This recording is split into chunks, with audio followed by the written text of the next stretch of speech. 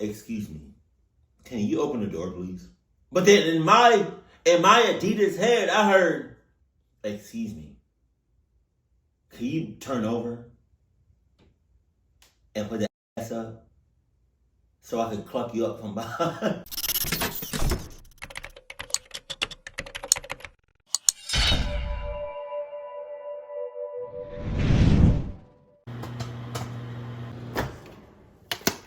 Ah, fuck! Hey! Bless, what? Bless you, bless, what? Thank you. Thank you for anybody that said bless you.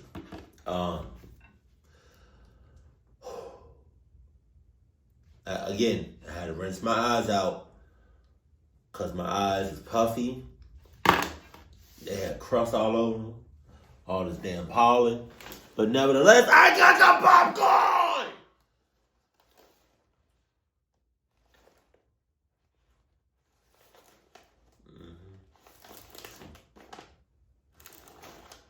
With the butter on the top of this.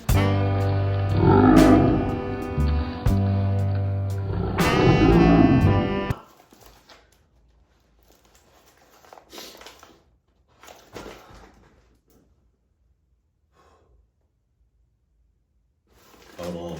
God damn. I can't open it. It's stuck. Okay. Oh, yeah. Oh.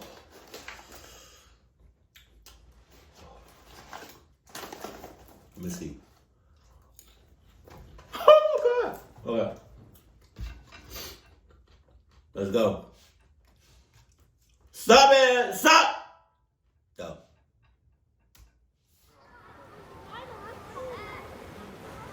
Okay. Go. What's up, Brittany? I was 26 when this happened, and it was my first time ever going to Coachella. My friend Alyssa and I had talked about going for years, but either money got in the way or one of us couldn't get time off work. That year, everything finally lined up, so we actually committed to it. We flew out to California, rented a little 2-bedroom Airbnb, and made a whole trip out of it. We were both really excited because neither of us had ever been to a festival that big before. We had both been to smaller concerts and local stuff, but nothing on that level. The whole first day honestly felt like stepping into another world. Everywhere you looked, there were huge crowds, weird outfits, music coming from different directions, and people acting like they had no responsibilities at all. Best way to put it, it was a fairy tale world. It was kind of overwhelming at first, but... That sounds clucked as a mother clucker. You got everybody everywhere doing God knows what all the time. I've never been to Coachella. Is Coachella always in California? Or is that just the name of the concert? Event? I don't know how to, And I'll be fine if I spend the rest of my life never going to Coachella. Because it's like, I don't even like going to the mall. Because there's a lot of people there. Let alone going to a place called Coachella. It looks like there's thousands of people there. Jesus Christ. And it's just... God, nah. But in a good way. We had a really good first 2 days. Nothing bad happened. We saw a bunch of artists we liked, took pictures everywhere, ate overpriced food, and stayed out late. We were tired by the end of each night, but it was worth it. By the third day, we were exhausted. But it was that kind of exhausted where you just have to push through. Who in their right mind about to clean up all that trash? I did not think about that shit. Okay, I get it. Some of the trash cans might be full, but I feel like most of... Is it implied to just throw the trash on the ground? Because all that trash right there, that's clucking. That's insane. Who about to clean up that? Because it's not me. I promise you.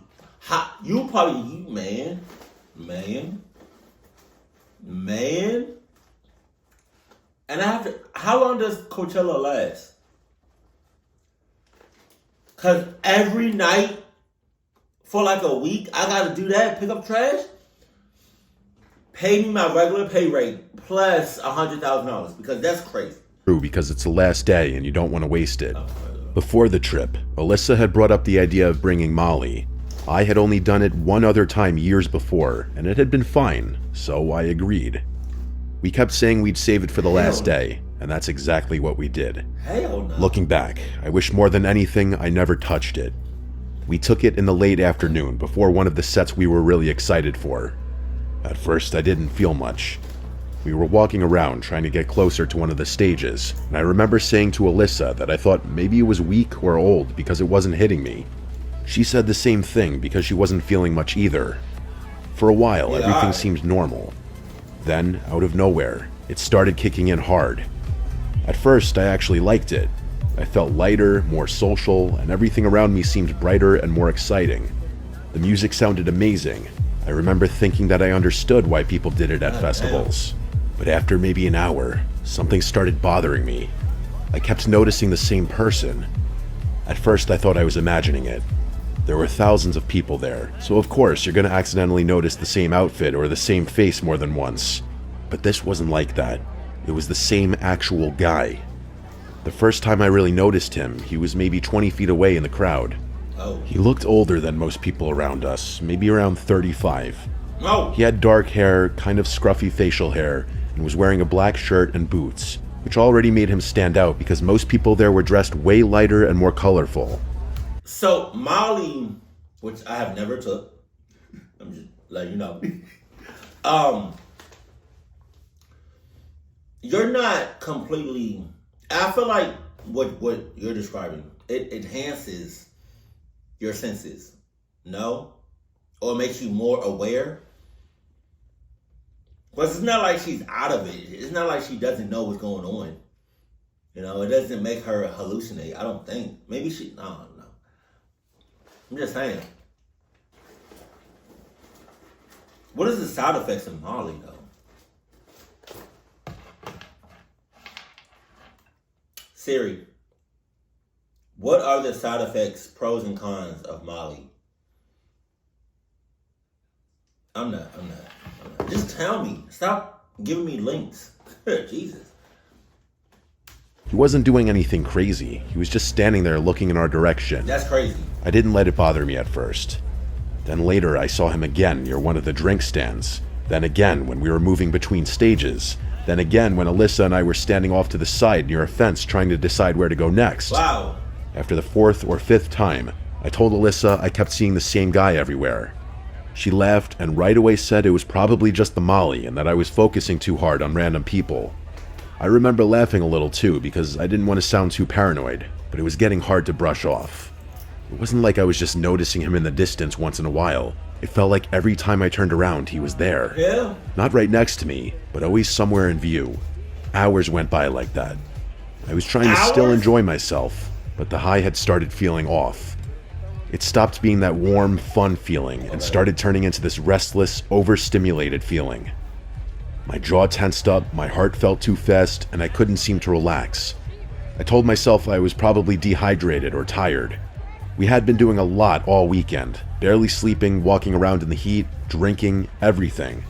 At one point when we were packed into the crowd waiting for another set, that guy finally came right up to me. It happened so suddenly that I froze for a second. I'm like, back up on me! Back up!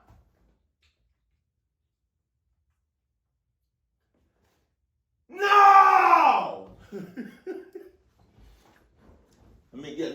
I'm sorry. I'm sorry.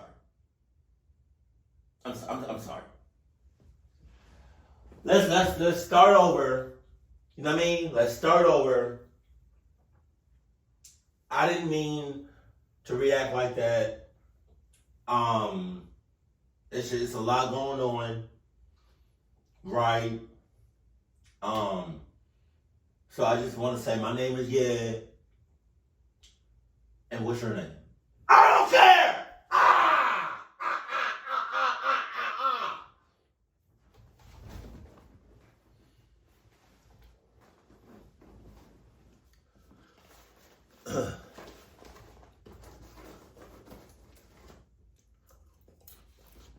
If you didn't know what that was me squeezing his coconuts and banana. Yeah. He came up on my side smiling and started trying to dance near me like he was just some random friendly festival guy. Then he leaned in and started saying stuff to me that I could barely hear over the music, but it was obvious he was flirting.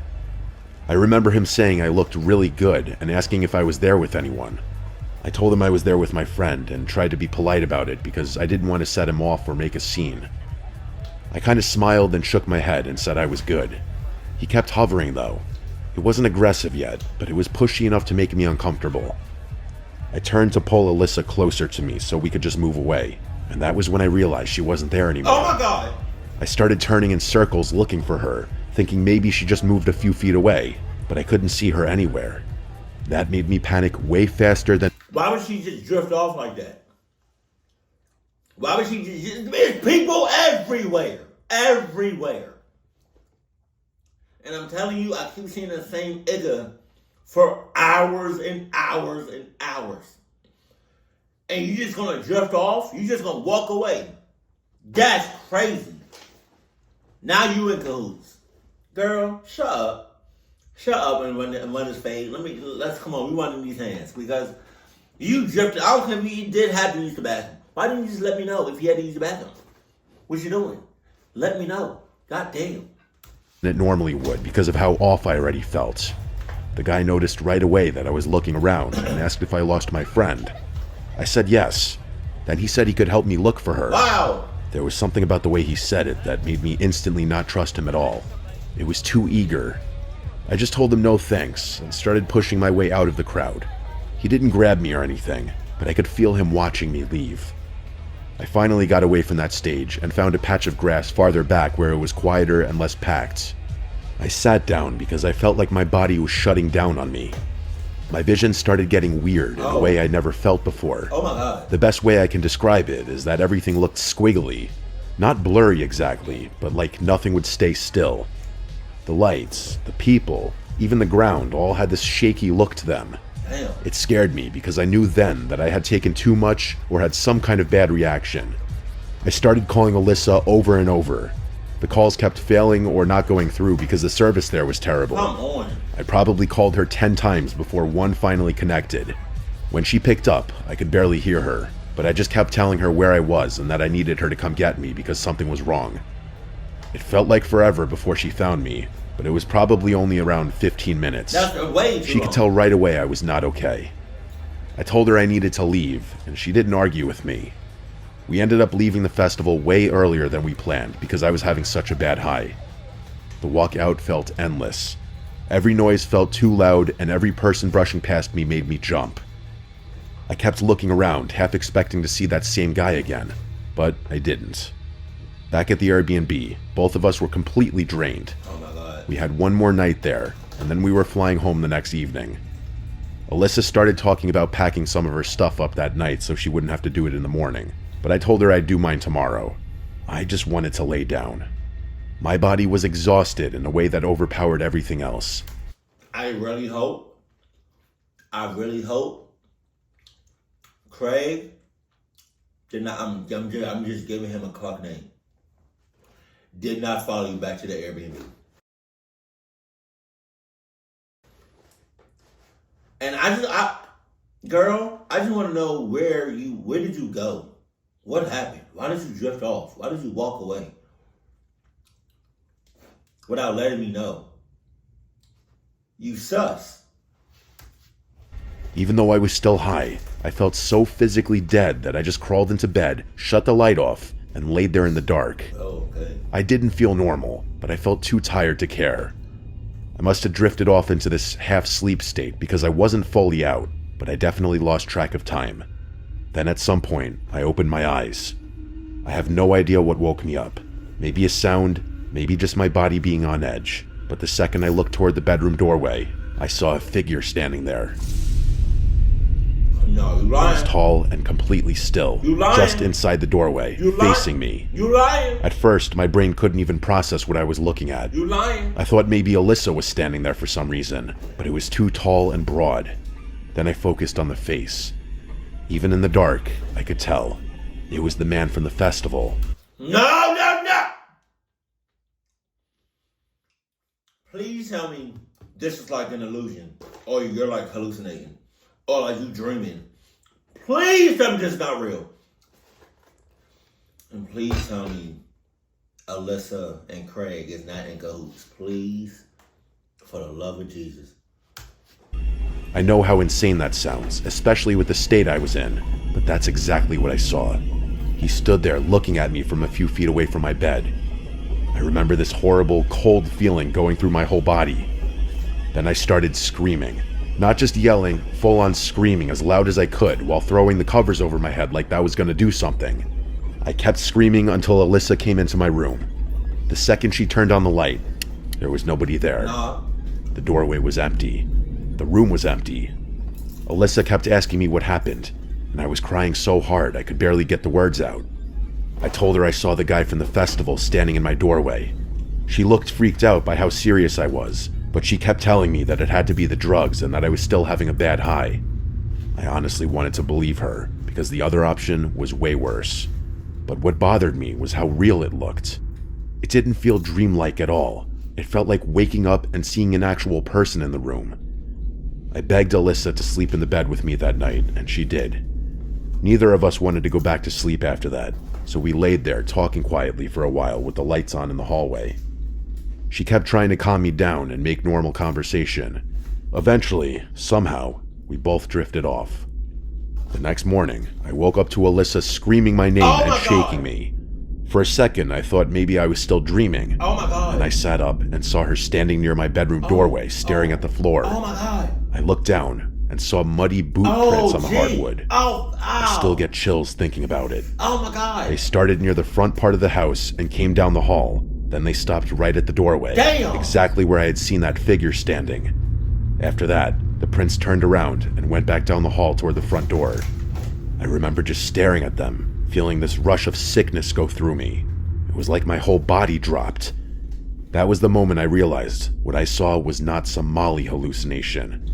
Somebody had really been inside that house while we were sleeping, or while I was half asleep. And unless there was some impossible coincidence, it was him. Alyssa looked just as scared as I felt.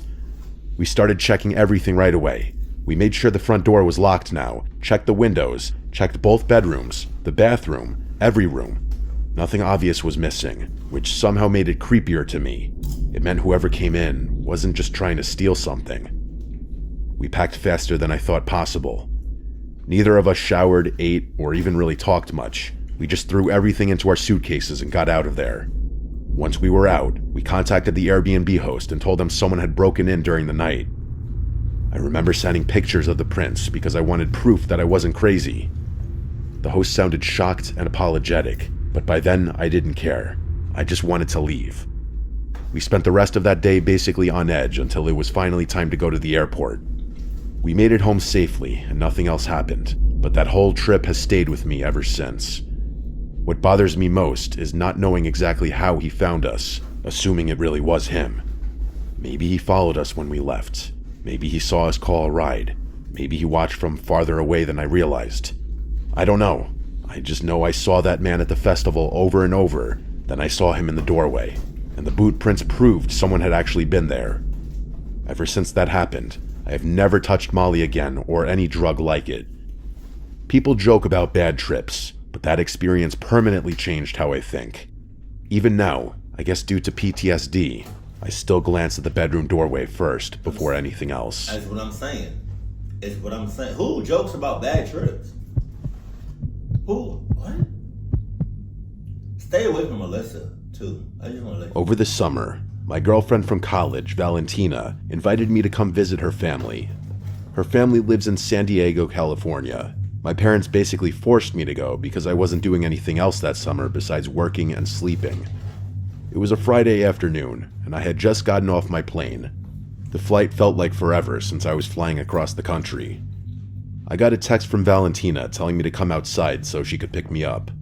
She and her dad came to pick me up in an old Toyota. I don't remember much from the car ride to her beach house, though. We pulled up to a beautiful villa on the beach. Valentina's dad helped me get my suitcase out and escorted me to my room. My room was on the lower level, separated from everyone else upstairs. For a guest room, however, it had a great view of the beach. I could also see the side stairs that led to the front door on the second floor. I unpacked my clothes and toiletries, trying to get settled into my room. Then I heard knocking on my door. It was Valentina. She wanted me to meet her siblings, but I'm not going to talk about them much, as they're irrelevant to the story. However, she introduced me to her mom. Her mom was a nice older woman. She made me feel welcomed. Valentina ended the conversation when she said she was taking me to the beach. She went upstairs to change. I went to my room to do the same. We got on the beach and the sun was setting. She told me it's a great time to take some pictures for my Instagram. Being the nice and helpful person I am, I agreed I would take her pictures. The beach was crowded, so I knew this would be difficult. I probably took 100 pictures before she was finally satisfied. Damn. I looked back at the pictures, and something was off about them. Oh, God. I noticed a man in the background of every picture, sometimes staring at Valentina from behind or staring at me. I looked at the general direction he was standing in the most recent picture, but he was gone. Huh? I muttered to myself, what the I tried telling Valentina, but she just shrugged it off. Wow. I started to feel very paranoid. I always had the fear of someone stalking me. I knew I had to be a man and hide this fear.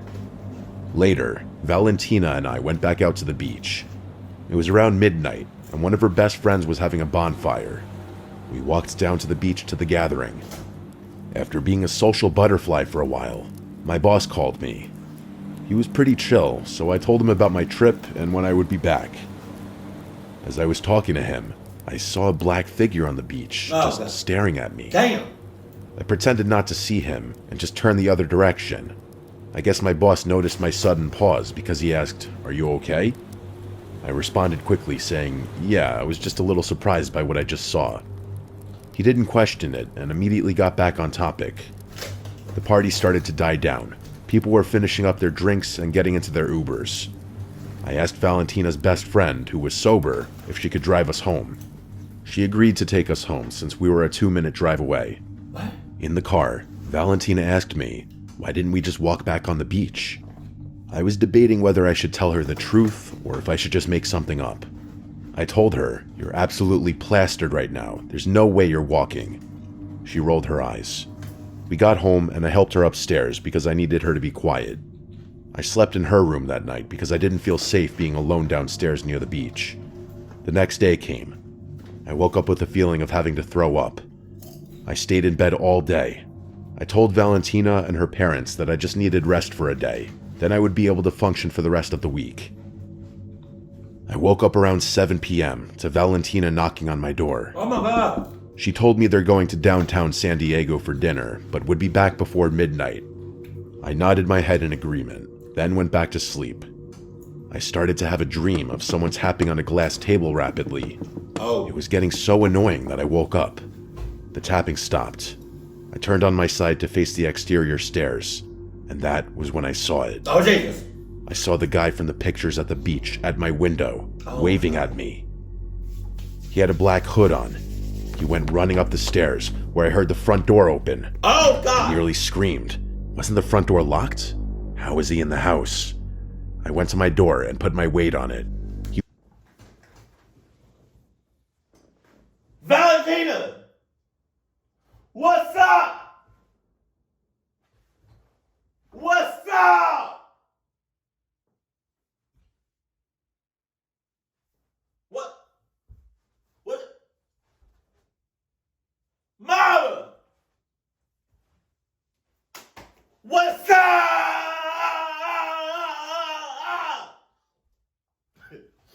What we doing? What we doing though? Like, it was just, he just opened the door like he motherfucker, like he live here.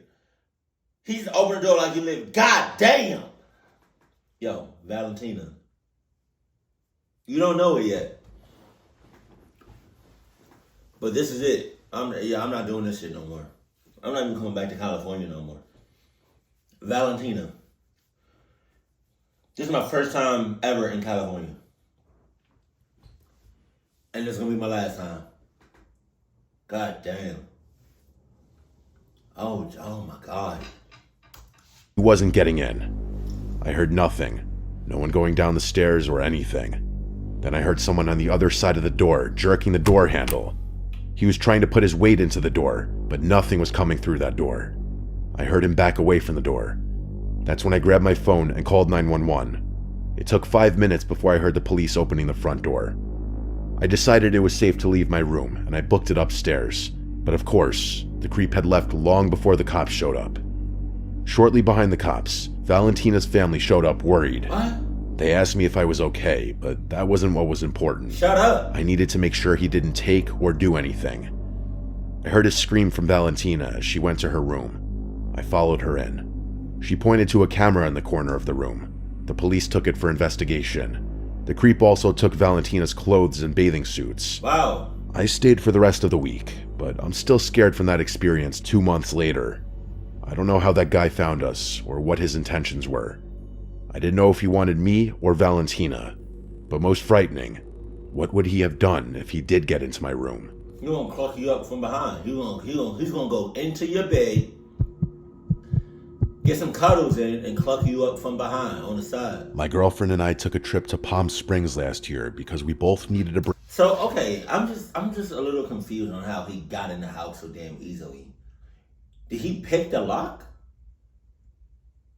Or did he just, it was just already, because if it was already unlocked,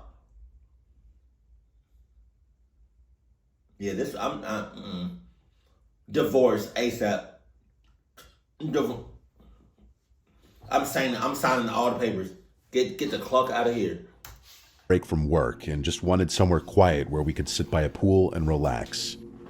We found a modern-looking Airbnb that was about 15 minutes outside the main part of the city, kind of on the edge where the houses start getting more spaced apart and the desert starts taking over. Oh, Jesus. It was a one-story house with big glass doors facing the backyard and a decent-sized pool. The listing said it was very private and good for couples. That was exactly what we wanted. We booked it for 4 nights. When we arrived, the place looked exactly like the photos. It was clean, modern, had white walls, concrete floors, basic furniture. The backyard had a pool, some lounge chairs, and one of those small storage sheds off to the side that I assumed was just for pool equipment. There was desert all around the back fence, and you couldn't really see any neighbors from the yard. The host never met us in person. We just got a door code. Everything felt normal the first day.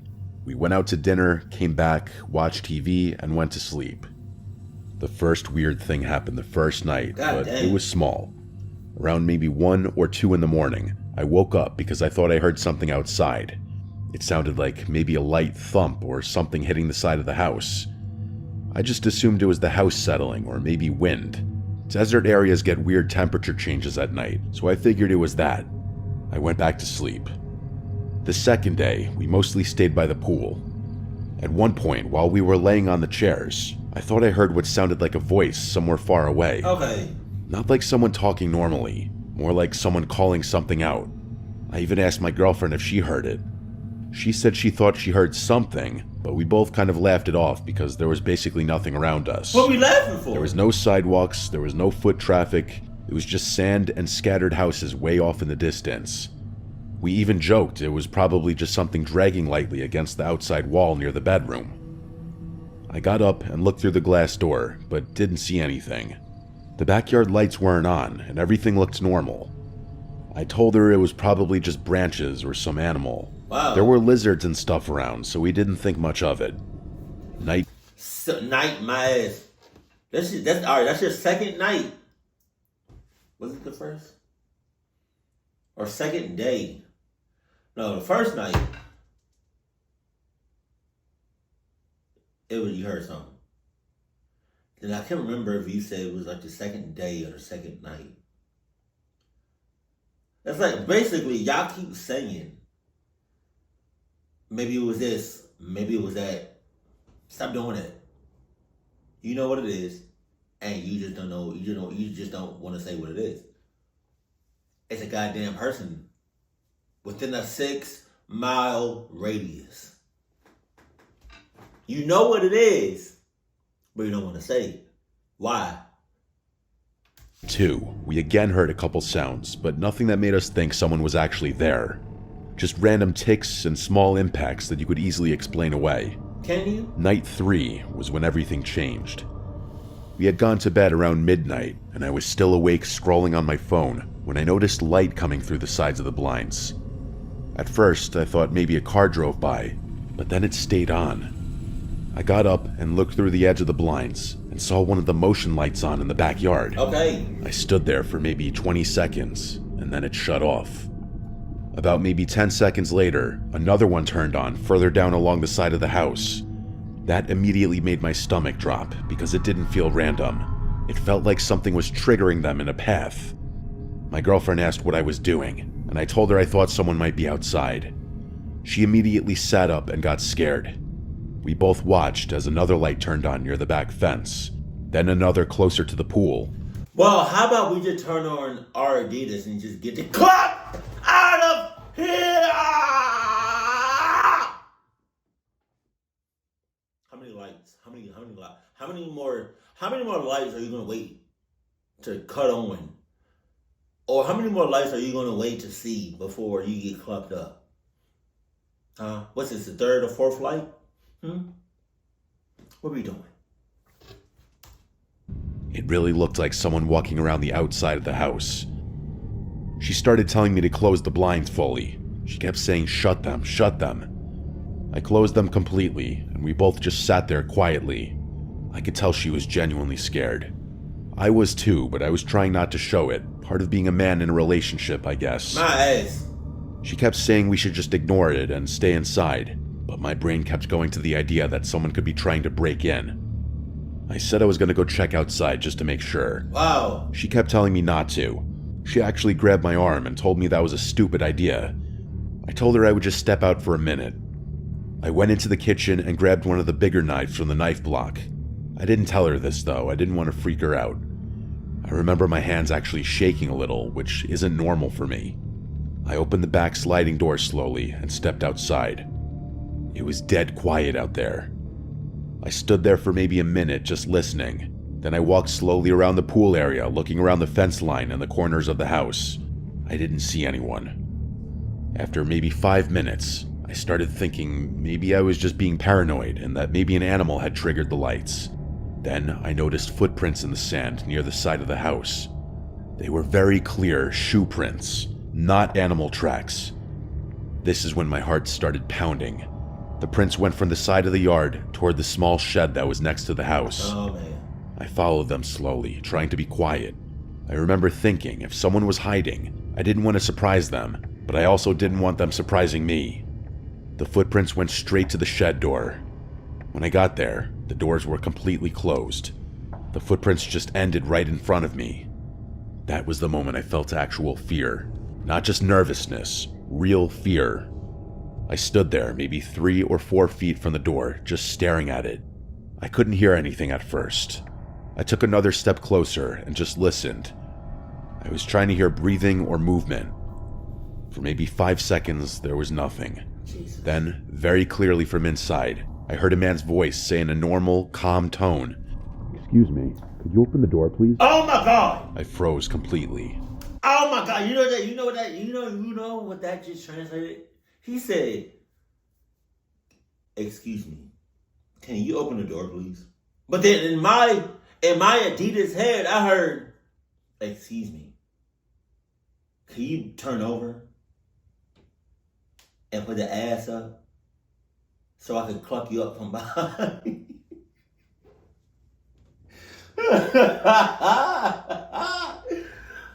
Oh yeah, I need you to toot it up, toot that up, toot that up, toot that up, toot that up, toot that ass up, hey, toot that ass up, hey, toot it up. I didn't say anything. Then right after that, the same voice did this quiet, creepy laugh.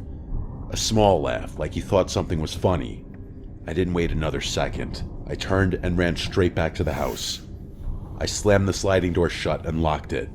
My girlfriend was already standing there asking what happened, and I was honestly struggling to get the words out because I was so freaked out.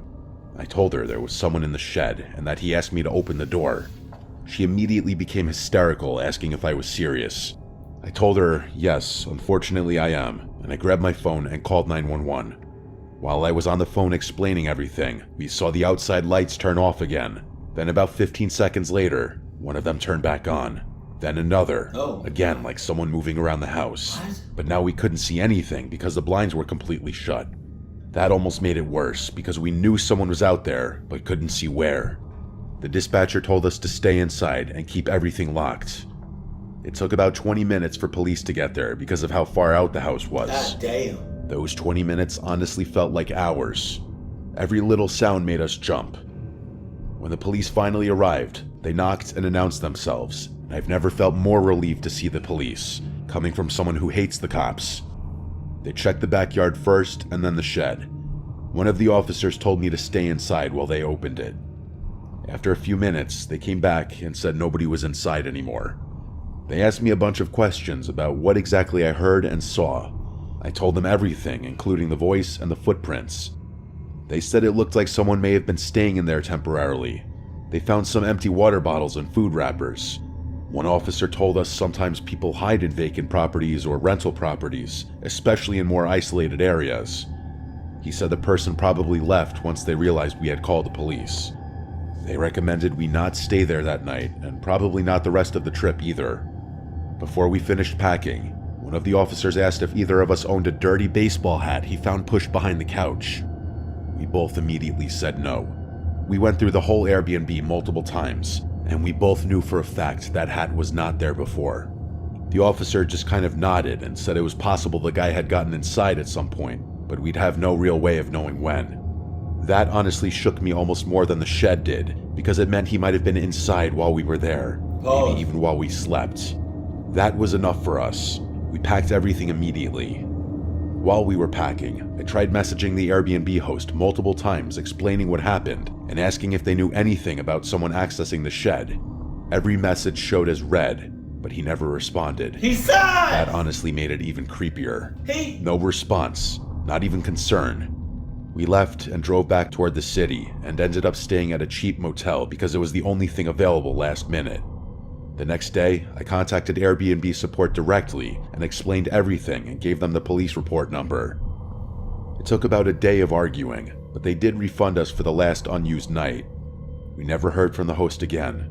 No apology or explanation or anything. He says. We tried to still enjoy the rest of the trip and did some normal tourist stuff, but honestly, it kind of stuck with us the whole time. The worst part for me is just knowing someone had been right outside where we were sleeping for multiple nights, and we probably just kept dismissing the sounds as normal house noises. And I think about how calm that voice sounded when he asked me to open the door, like it was some joke to him, like he expected me to actually do it. And honestly, knowing now there was proof he had been inside the house at some point makes it even harder not to think about. Not the host was in cahoots. That's actually, that's... The host was in cahoots? Or at minimum, the host was sus. And then, taking drugs and stuff, like, I'm fine with you possibly taking weed. That's whatever. But you taking ecstasy, how you say it? Ecstasy, Molly, cocaine, like all that? No, we're not doing that. And I really hope, baby girl, that was your first. I don't know if that was your first time, but I hope that was your last time taking Molly. And I hope you learned your lesson. And I also hope that you let that friendship go with you and Alyssa. I don't really remember what happened in the first story. Was that the first? No, it was the first story. What was the second story? Oh, that was the beach. That was the... all right. I find it really suspicious how that guy walked up the steps and just entered the house with ease. So you telling me y'all keep that door, that part of the house, unlocked most of the time because it leads directly to the beach, or y'all purposely left it unlocked. Either way, y'all sus, y'all some cluck asses, and this relationship is done. Divorce. I'm going back to across the country. I'm not doing that shit no more. That shit was crazy. And I feel like, if you ever go rent out an Airbnb, or what's it called? Virgo, whatever, the other one. You have, and cluckness appears, you have every right to believe that the host was either sus and or in cahoots. That's a prime example for the third story. And also check the cameras. Check to see if there's cameras and stuff. So, yeah. And as a matter of fact, I should have got a whole refund, to be honest with you. But we don't got time for that right now. But that's it. Keep it cool, keep it classy, and I love you. Stay happy. My family.